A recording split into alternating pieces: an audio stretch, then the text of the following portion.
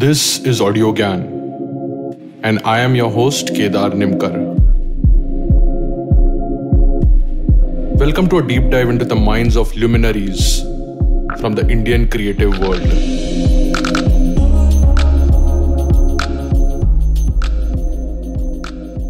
Brook, the legendary English theatre and film director, once said, "I can take any empty space and call it a bare stage.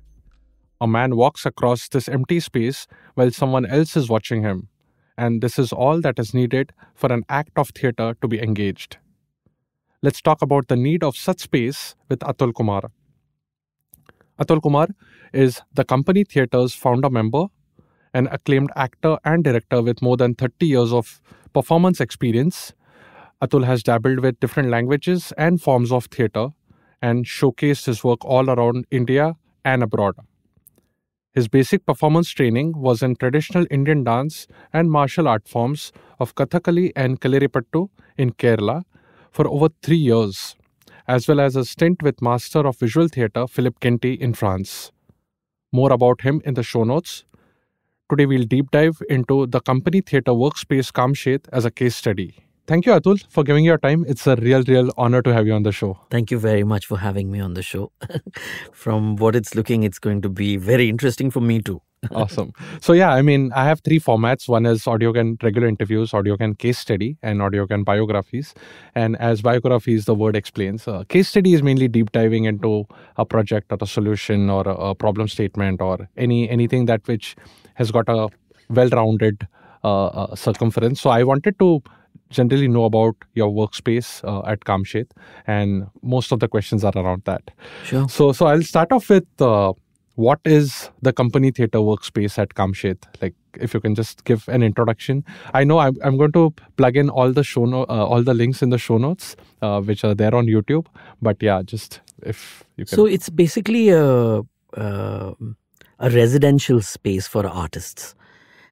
Artists who can come from anywhere, any background, any sort of geo-location in the world, to do any kind of artistic work. It's more of a laboratory because although we do have 3 performance spaces or rehearsal spaces which can be turned into performance spaces, but since we are in the countryside, it's a space which is mostly used as a laboratory to explore, research, rehearse, or practice, your skill sets, to be able to also collaborate with different art forms and artists from different cultures, different environments. It's now become a wonderful laboratory where new work is coming out because theatre people are working with visual artists, cinema people or filmmakers are working with yoga instructors, and so there is a lot of people who do spiritual work have started coming there, and we thought that maybe we can include their energies and their thinking, their philosophies into our value systems or the way we function. I'll go more deeper into that later, but yeah, it's basically a residential space for artists to come and explore. Awesome. And any particular reason why it's Kamshet? Yes, it's covered in the video, but still it's little solitude and more green and then water. But why in and around Mumbai? Since I'm from Mumbai, I wanted to go to the countryside, away from the city, far enough so that artists, when they're there, do not easily get tempted to or forced to come back to the city, because it takes about 3.5 hours to get there from Bombay. Because even after you reach Kamshet town, you have to drive another half an hour uphill to reach our location, and it's about 1.5 hours from Pune. I think, and since I personally do theatre, it was perfect for me because Pune and Bombay are 2 very vibrant cities when it comes to theatre, and whatever we prepared in Kamshet, we could quickly take it to Pune and Bombay. Although when we were looking for a space in the beginning, I had literally taken a compass and created a 3-hour driving radius from Mumbai, and then wherever there were water bodies, we kept going and looking for available land there. Oh, So interesting. that's why. And of course it's very beautiful, and it sort of we managed to take all our boxes, all our whatever our prerequisites were. Correct. In fact, I'm going to come to what were the prerequisites, but what inspired you to make such plays, right? I mean, was it the influence of Adi Shakti and Nityagram and Futspan where you have like engaged with? So, why like we need such a space? I think the very, very initial desire to create such a space came from the fact that I was a bit like a headless chicken running from one city, one town, one state to the other. I'm basically from Delhi, and I worked with a theatre group there called Chingari, and all of them were career people. They were all working in offices or were professors in universities, and I couldn't. I could do theatre with them only in the evenings when they were free. But since they picked me up when I was still in school, I grew up in my early 20s. I suddenly saw that I knew nothing else but theatre. I wanted to do nothing else but theatre. But entire day I would just be waiting for that evening to start so that I could go on the rehearsal floor with them. So slowly I realized that I need to take things in my hand and start a group of my own where we can just do theatre throughout the day, and then I found out that it's not something new that I'm thinking of. There were groups around the country who do that. Fortunately, there was a theatre festival organized by Sahitya Kala Parishad at that time. It was quite amazing. I think it was 1989. And I managed to actually see a lot of fantastic theatre which came from around the country, in which there were people like Kavalam Narayan Panikar from Kerala, Ratan Thiam from Manipur, there were Satyadev Dubey from Mumbai, many people like that. And I saw some really iconic theatre productions. It changed my life. And then I found out that a lot of these, there was Habib Tanveer Sahab, a lot of these people had moved away from cities into countryside, or even if they were in the outskirts of their cities, they had created these spaces where they worked with artists, lived with artists, and I thought that that's probably why their work is so different from other work that I was seeing in Delhi at that time. And that was the truth. A lot of them, Veena Pani Chawla used to work for a whole year on a theatre production, and more sometimes to come out finally with a product. So all these were inspirations. And then, of course, like you mentioned, when I did study and traveled overseas, or when I worked or as an apprentice or as an artist with other theatre companies, they were also those theatre companies. So Aryan Mushkin's Théâtre du Soleil also moved out of Paris, and they created something across the jungles of Vincennes, I think, or whatever. No, Boulogne, I don't know. Some like foresty area. You have to cross that, and then in an industrial space, they created their most amazing theatre. Peter Brook, who has been like a sort of a Dronacharya for me, because I've never really met him or worked with him, but his writings has been a huge guiding spirit for me. He moved away from England, his playground. He had issues with the systems of the city, and he moved and created his international theatre, although he did that in Paris, but at least he was away from home, and he created an international forum there. So yeah, these were the inspirations. Interesting. And there's a beautiful like 10-minute video on YouTube where you briefly explain the backstory and the places, how the place came to be. You want to share any, like, what was in the checklist and what were the 3 other spots that you've identified and then probably finally locked in Kamshet? Well, this when we finally managed to raise money, which is also another very exciting story, how we raised money for this space, because it is a wonderful case of artists helping artists. We had the money in our hand, but we then became very choosy because we had a huge list of prerequisites. We wanted, firstly, the land to be, the space to be beautiful. and inspiring. And so we were looking at places, because Maharashtra is primarily a dry state. So we wanted something close to a water body where we would have a water supply or proximity to water throughout the year.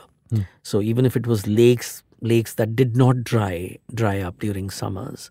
So we looked at rivers and sea. We went so right from Damandiu all the way to Kamshet Niche, close to Alibag. We like a 3.5 hour driving radius. That's how we were going, and we didn't have Google Maps then. So we were literally carrying maps and looking at those blue patches wherever there would be a blue, little lake or a river. We would go looking for land there and seek out property agents and say, "Kuch hai kya? Is there anything? Can we please look?" And we kept a log. We kept records of all the pieces of land that we were looking at or we were liking. And we were making a log. We can write a book. We can actually and, more than 500 pieces of land we must have seen. The things we were looking at is that it should have concrete road all the way up to the property. It should have electricity. It should have telephone lines or some access.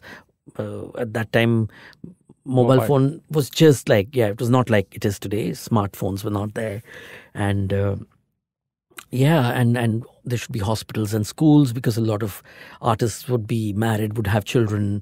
So that, and of course the paperwork should be clear, clean, and we should not get into any sort of trouble. And also it should be within our budget. So now we were creating more and more prerequisites and making it more and more impossible for ourselves to. But we got so lucky. We found all of these things in 3 places.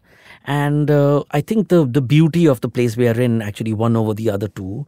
One was in Karjat and one was in on Goa Highway around a place called Kalote. Okay. So these are the places: Karjat, Kalote, or Kamshet, all K's. So we chose this one. Got it. And was there any other parameter within the space that you want, like 10 acre, 3 acre, 5 acre? I mean, just because of the performing arts was the main goal.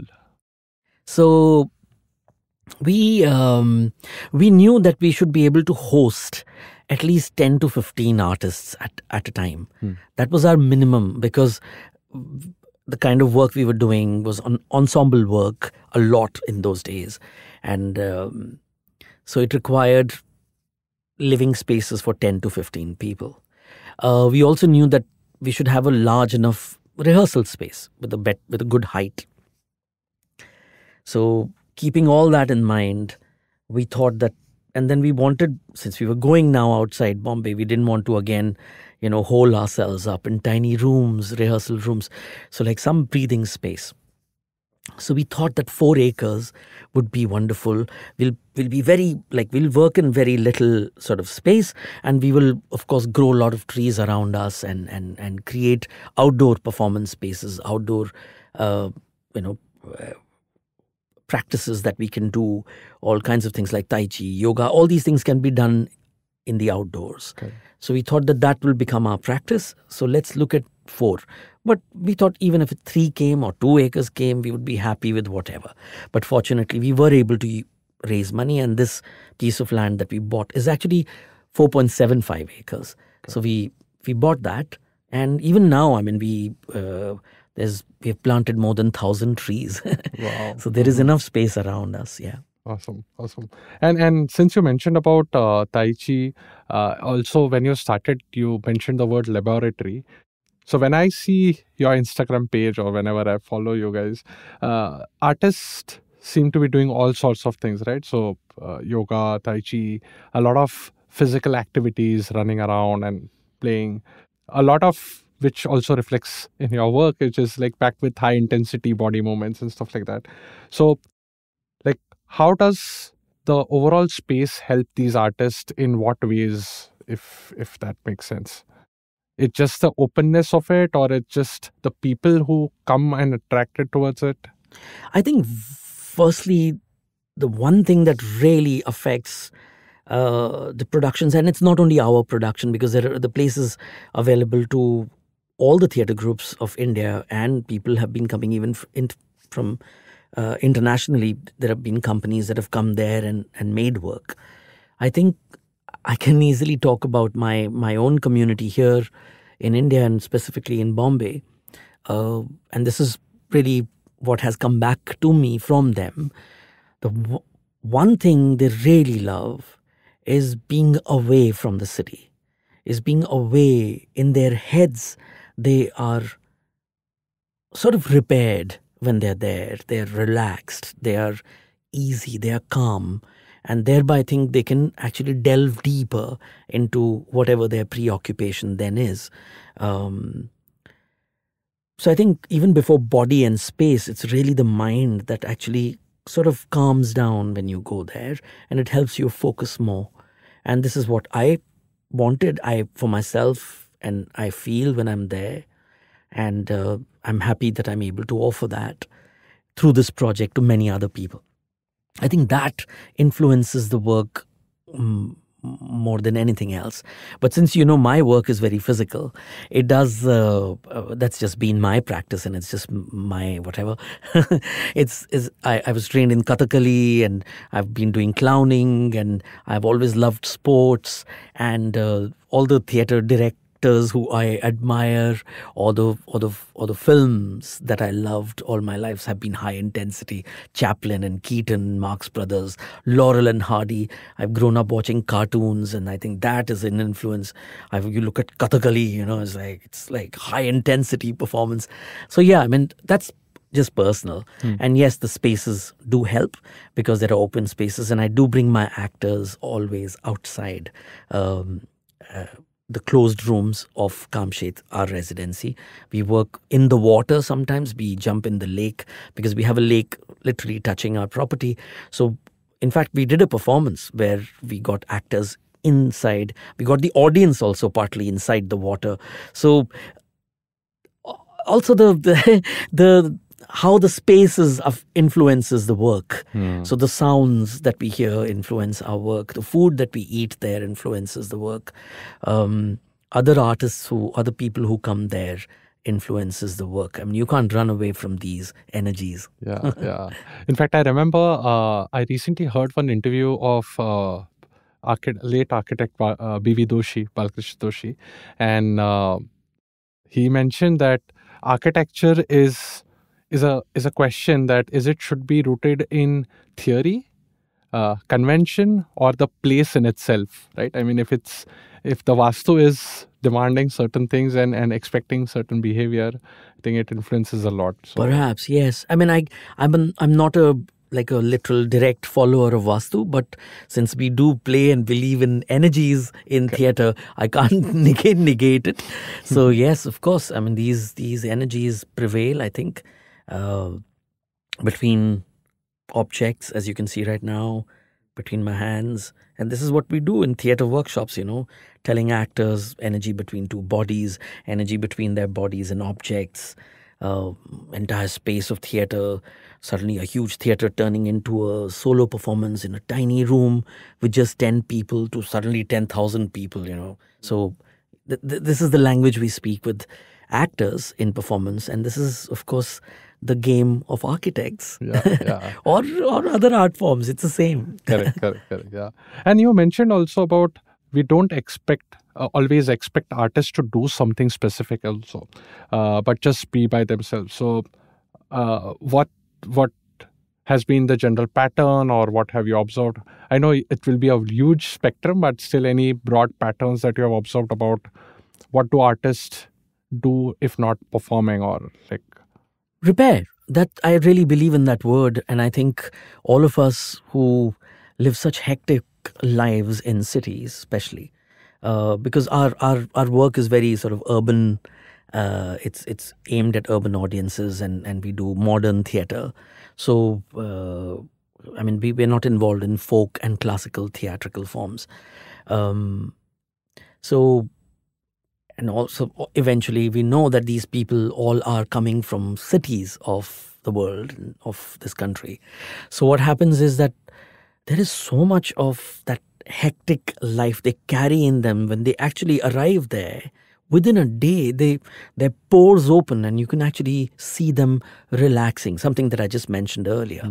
So I think what is extremely important for everyone, I won't say just artists, but everyone. And I think people do find their own ways of doing it. They go to, I don't know, resorts, or they go to on holidays, or they just go to meditate or do vipassana, something. But I think for performing artists, this is one of those spaces where we invite people to just come and be, and they don't need to do anything. I'm not saying we invite them, we allow them. Just before I was entering the studio, I got a phone call from an actor who's actually from National School of Drama, and he just said, I'm just feeling like going there for 2 days and looking at the rain. Can I just go? It'll help me a lot. And I said, just go, please go. And he's on his way. He'll probably be reaching there in a few hours. And I think those 2 days will do him a lot of good. As a systemic thing, it's a project that I'm really excited about. And if funds will allow, and if we have some resources, we would like to invite artists to do just this, and maybe not just artists, but like a huge spectrum of people that you are interviewing for your show.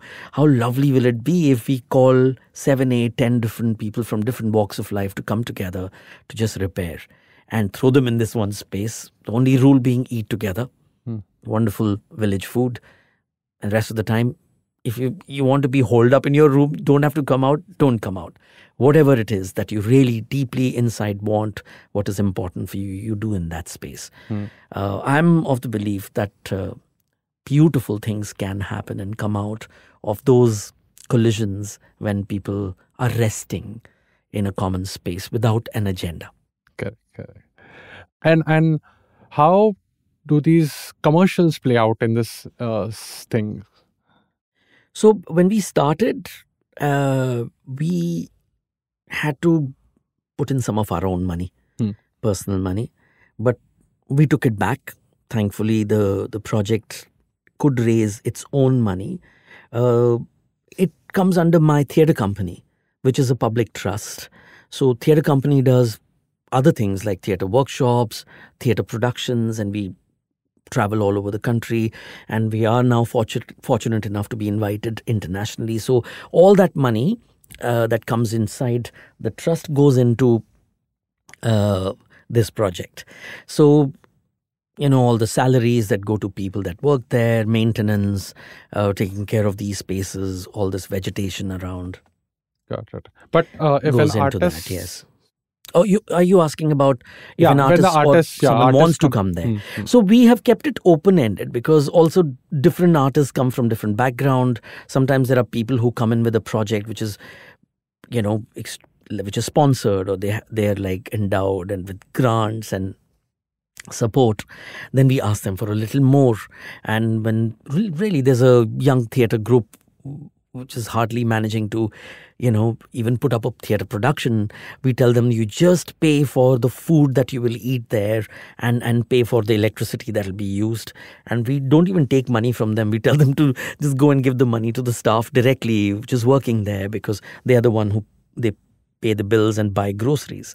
So really hand to mouth. And what we also do now, and we are allowed to do this as a trust, in our memorandum we found, and normally people don't read their trust memorandums, we found that if we have immovable property, we can put it on rent, or we can give it away to make money to push the aims and objectives of the trust. So what we've started doing also is that we give it out to like-minded people who are sort of leaning toward arts and culture, even though they might not be artists. So we then rent it out to them on free days when there are no artists.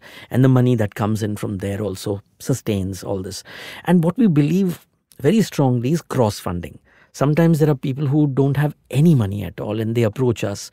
And we know now, we've been in the community for some time, so if they don't, we allow them to come and even pay us nothing. Because we cross-funded with someone else who has given us an extra amount of money, or we have made money from something else. So that's how we cross-fund. And now it is self-sufficient. Our business policy has worked. Our business model has worked. We don't have to put in our own money in it. Beautiful. And this is a personal question because I own a place in Kalyan. Like when these sort of places are slightly far out from the city, it's very tough to position it, brand it, market it. So in your case, just because of your uh, body of work and network, it has grown organically, or you had to really educate and go out and tell people about it? We've not done that even till date. Okay. And frankly, we don't need to do that either unless we want to put it out there commercially. And that is not our aim. So there are many days when there is nothing happening over there, and we are fine with that. I mean, we could make extra money by giving it out, for example, to film shoots, which happen around the area. And so many of my friends are filmmakers, and they have approached us many times, but we've told them that this is not the place for this purpose. But yes, I mean, filmmakers can come there and sit and write their scripts, and they can think and they can collaborate. But it's not a studio. It's not one of those places which can be hired out. So we won't hire it out to people, for weddings and stuff like that. It changes the ethos of the place. So yeah, so we've not wanted to ever. We wanted to keep it an artistic venture. Plus, I think we'll be breaking our promise to the government who has given us the land, because this is agricultural land, and we as a public trusts are allowed to buy agricultural land, but it's given on the condition that we will do only these things which are prescribed in our memorandum, which is why our trust is made. So it's a legal issue as well. Yeah. Very inspiring. And for outcome oriented projects which you spoke about, people need some sort of a structure to think. I'm sure do you have any programs for the structure thinking, or like how do you handle where I saw in the video where you said that there are certain projects which are very outcome oriented, that they need to put out a show in X days and they're preparing for it. Do you have anything special for that kind of a setup, or it's again autonomous? No, it's actually just from one project to the other. When you're talking of product-oriented projects, for me, all my theatre productions are that to begin with. Like when I'm starting a new play, I know that for a month or 2 months or 3 months, we're going to be in the residency, we'll research, we'll work, collaborate, whatever, and would eventually then come out with a theatre production, which will then go around the country being performed for an audience. So that is a product. Or if, or there are processes, like for example, there are workshops, there are camps where artists would come and there would be teachers or conductors who would come, and there'll be an exchange of skill sets. So that's the other thing that happens. And then, of course, there are people, like I said, who come to do nothing and just be by themselves or in groups to just spend time to relax and ease out. So when you said about these facilitators or conductors, these are organized by the theatre company? Sometimes we organize them, and you can also organize. For example, you can contact us and say, I want to do a yoga camp for artists or even non-artists now. We are allowing that as well.